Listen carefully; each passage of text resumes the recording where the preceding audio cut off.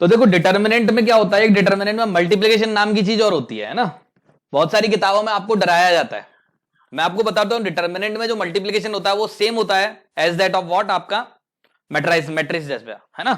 Matrix में जो multiplication होता है वही डिटर्मिनेंट में होता है। बस क्या होता है, क्योंकि डिटर्मिनेंट की प्रॉपर्टी की खास बात क्या होती है, डिटर्मिनेंट में अगर डिटर्मिनेंट की बात करें कि किसी भी डिटर्मिनेंट को अगर रो और कॉलम को आप इंटरचेंज कर दो तो उसका डिटर्मिनेंट वैल्यू क्या रहता है, सेम रहता है। इसी कारण से क्या होती है, प्रॉपर्टी चेंज हो जाती है। तो डिटर्मिनेंट में कुछ किताबों में मल्टीप्लिकेशन ऑफ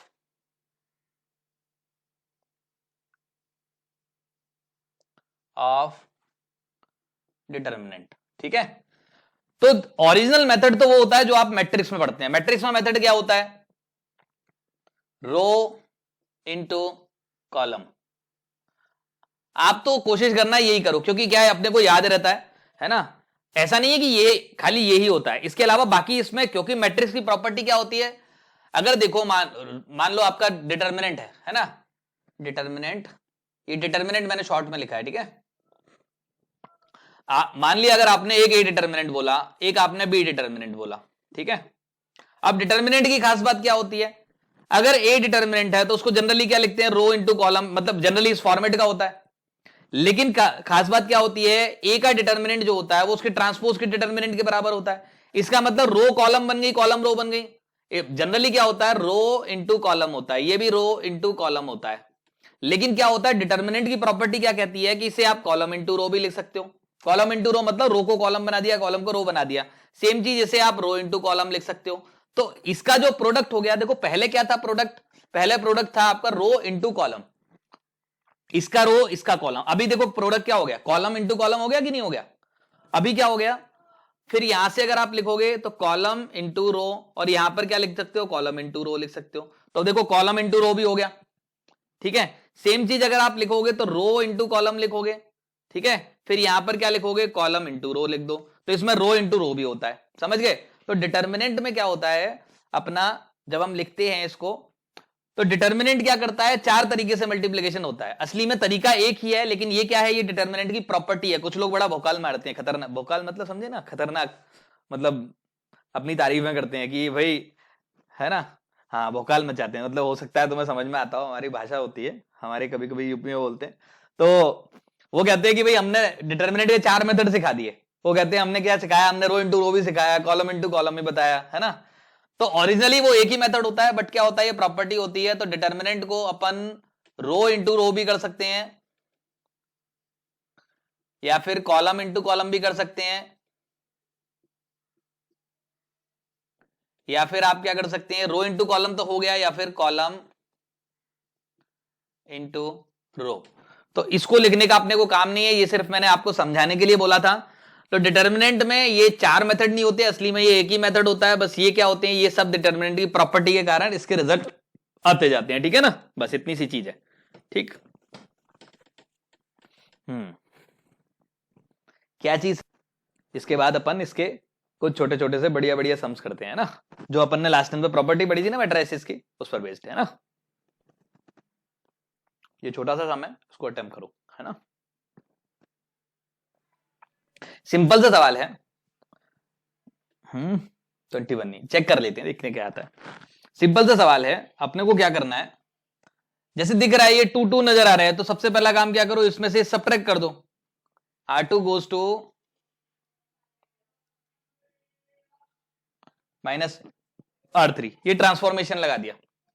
जैसे ही आपने लगाया तो क्या हो गया, देखो यहां पर बन गया 2, ये 0 बन गया, सॉरी मैंने R2 में लगाया ना। ये 3 माइनस 4, ये -1 बन गया। ये क्या बन गया, 1 माइनस 1, ये 2 बन गया, ठीक है। और ये कितना बन गया, this will be equals to 0। ये क्या हो गया, 4 माइनस 1 2, 3 2 1, ठीक है, ये बन गया। अब इसके बाद अगर आप चाहो तो R1 में भी लगा दो एक ट्रांसफॉर्मेशन, R1 में ट्रांसफॉर्मेशन लगा दो। इसके बाद R1 goes to R1 minus R2। तो जैसे ही आप ये ट्रांसफॉर्मेशन लगाएंगे, यहां पर क्या हो जाएगा, यहां पर बन जाएगा अपना 2, तो यहां पर क्या बन जाएगा, 0 बन जाएगा, और यहां पर क्या बनेगा, 3 बनेगा। ये -1 2 0, ठीक है। इसमें से इसको सब्ट्रैक्ट कर दिया, अभी कितना बना, 4 -1 2। अभी आप चाहो तो डायरेक्टली एक्सपेंड कर दो इसको, क्यों मेहनत करनी, ठीक है। एक्सपेंड करोगे तो किसके इक्वल आ जाएगा, पहली वाली रो के अकॉर्डिंग एक्सपेंड कर दो, जो आपको अच्छा लगे। और कुछ भी कर सकते हैं क्या, देखें जरा, इसमें से इसको लिखा है, इसको ऐड किया, इसको ऐड किया तो कितना हो गया हमारा 2 + 2 - 2 कितना हो गया हमारा, ये तो 0 हो गया अगर 2 टाइम्स ऐड किया तो, ये 2 टाइम्स ऐड किया तो ज्यादा बड़ा हो जाएगा, छोड़ो एक्सपेंड नहीं करना अभी, ठीक है। अभी कोई ज्यादा फायदा नहीं है, करोगे तो थोड़ी सी मेहनत और एक आध 0 गायब हो जाएगा, है ना। तो अपन क्या करते हैं, सीधे एक्सपेंड कर दो इसको, 2 इंटू ब्रैकेट के अंदर कितना मिला, पहली रो के अकॉर्डिंग एक्सपेंड कर रहा हूं, 4 - 0, फिर क्या मिला +0, और +3 इंटू कितना मिला, 3 के ब्रैकेट में 1 माइनस कितना हो गया आपका 8, तो कितना आ गया 8, और ये कितना हो गया -21, that is equal to -13, this will be the answer of this, ठीक है। तो सिंपल सा सवाल था, अपन ने क्या किया 2,4 मल्टीप्लाई कर दिया, थोड़ा एक दो एक्सपेंड, दो लगाए अपन ने ट्रांसफॉर्मेशन, देन उसके बाद सीधे एक्सपेंड कर दिया। अगर ट्रांसफॉर्मेशन लगाने से ज्यादा रो 0 नहीं बन रही तो कोई बात नहीं, किसी एक रो में नहीं बन रहा तो दूसरी रो को एक आध 0 बना लो एक्स्ट्रा, उसका एडवांटेज क्या होगा, कुछ एंट्रीज अपनी 0 हो जाएंगी, है ना, ठीक है। अभी आगे और समझ देता हूं, ठीक हो, मैंने ऑन ही नहीं किया था। R2 goes to R2 - R3 लगाया एक ट्रांसफॉर्मेशन, ये मिल गया, R1 goes to R1 - R2 लगाया, दिस वी हैव गॉट। उसके बाद सीधे से अपन ने क्या किया, एक्सपेंड कर दिया, एक्सपेंड किया, और ये किसके इक्वल आ गया, that will be goes to what -13, okay. बिना एक्सपेंड किए अपने को ये बताना है कि x और y बराबर है, ठीक है। वो लोग देखो, किसी में भी आप चेंज कर दो, इसमें क्या करो, पहले वाले में देखो क्या नजर आ रहा है, पहला और इसमें ये सेम है, तो एक काम करते हैं, इसको इंटरचेंज करते हैं जरा, है ना। R1 इंटरचेंज टू R3, है ना। R1 और R3 को अगर आपने इंटरचेंज किया तो क्या मिल गया अपने को, बाहर माइनस साइन लगाना पड़ेगा कि नहीं लगाना पड़ेगा, बोलो।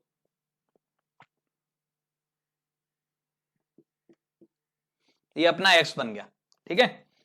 फिर उसके बाद ये 4 5 6, इसके बाद क्या करूं, इसके बाद मैं लगा देता हूं R2 और R1 को इंटरचेंज कर देता हूं।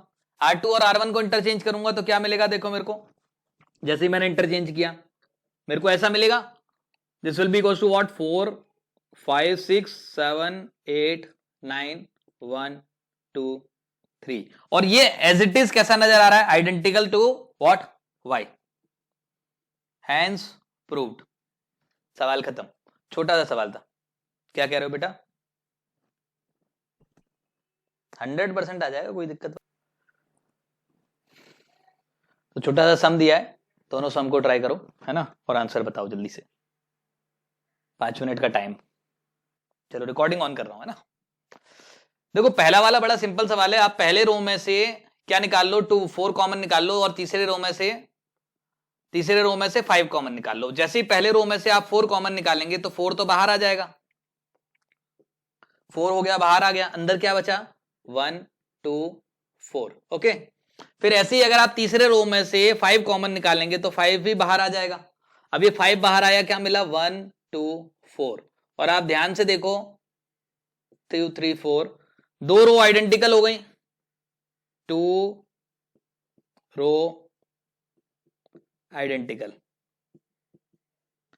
ये क्या इंप्लाई करता है, d equals to 0, determinant value क्या हो गई हमारी 0 हो जाएगी, जैसी दो रो आइडेंटिकल होंगी, ठीक है। Now come on the next question.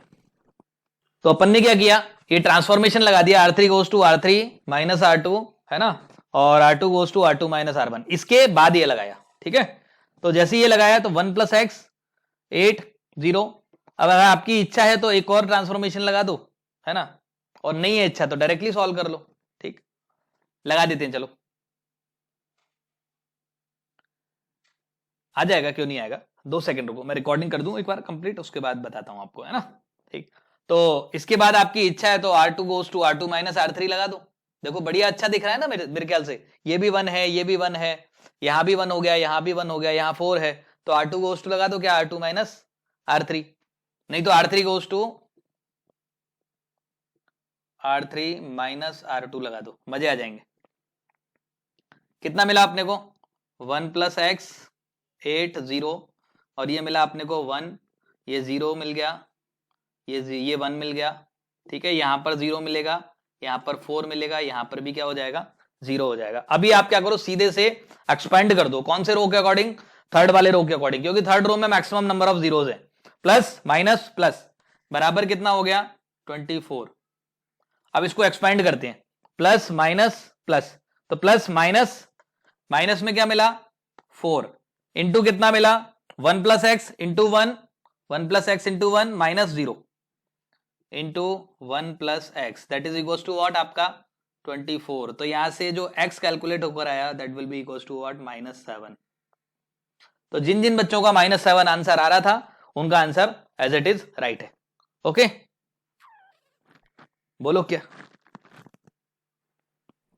ये छोटा सा सम है, इसको ट्राई करो, बड़ा आसान है, थोड़ा ध्यान से देखो इसको, जल्दी से सॉल्व हो जाएगा, है ना। ठीक है, ठीक है। देखो जैसा कि ये सवाल को देखने से लग रहा है, सॉल्यूशन देखते हैं इसका।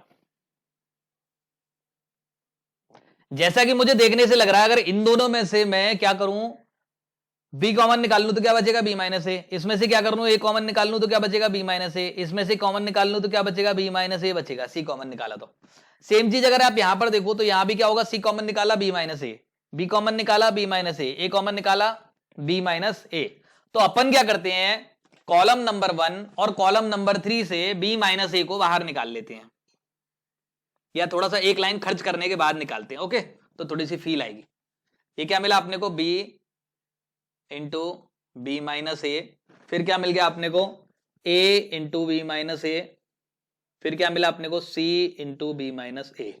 ठीक है, this is b minus C, a minus B, c minus A. ठीक है, ये मिला। नाउ इसमें से b कॉमन लिया, c कॉमन ले लिया, तो क्या मिला अपने को b माइनस ए। फिर यहां से b कॉमन लिया, यहां पर क्या मिला b माइनस ए, यहां से a कॉमन लिया b माइनस ए। ओके, अब इसके बाद अगर ध्यान से देखें तो पहले कॉलम और तीसरे कॉलम में से b माइनस ए बाहर निकाला, तो बाहर क्या आ गया b माइनस ए का होल स्क्वायर। यहां पर क्या बचेगा उसको लिख लेते हैं, b minus C, a minus B, c minus a, c b a। Okay, अब ये तो हमारा रहा, अपन ने कॉमन निकाला जो भी हुआ अब तक। अब इसमें क्या है, इसमें ट्रांसफॉर्मेशन लगाते हैं। ट्रांसफॉर्मेशन क्या लगाते हैं, c1 goes to c1 minus c3, है ना। ट्रांसफॉर्मेशन लगा देते हैं c1 goes to c1 minus c3। जैसे ही आप ये लगाएंगे तो क्या मिल जाएगा आपको b माइनस ए का होल स्क्वायर, तो ये पहले से ही था। और आप ध्यान से देखो पहला और दूसरा, या चलो और ऐसा लगा देता हूं c goes to c1 minus c2 minus c3, सीधे ये लगा दो। कॉलम नंबर 1 को क्या लगा दो, c1 goes to c1 minus c3 minus कितना हो गया अपना c2, सीधे डायरेक्टली क्या हो गया column number 1 0 0 0, b minus C, a minus B, c minus a, c b a। और कोई भी डिटर्मिनेंट का एक कॉलम 0 हो गया, मतलब क्या होगा determinant value will be equal to what 0। अगर आपकी इच्छा है तो आप ये भी लगा सकते थे c1 goes to c1 minus c3, उससे भी क्या होता पहला कॉलम और दूसरा कॉलम आइडेंटिकल हो जाता, डायरेक्टली डिटर्मिनेंट वैल्यू क्या हो जाती 0। तो ये डिटर्मिनेंट वैल्यू क्या हो गई 0। This will be the answer of this question. बोलो क्लियर है सबको, बताओ कोई डाउट है किसी बच्चे को। अभी अपने को होमवर्क क्या करना है, होमवर्क अपने को करना है, मैं दे दूंगा आपको डीपीपी नंबर, नेक्स्ट वाला कर लेंगे, ठीक है। ओके, चलो यहां पर ये लेक्चर अभी खत्म करते हैं।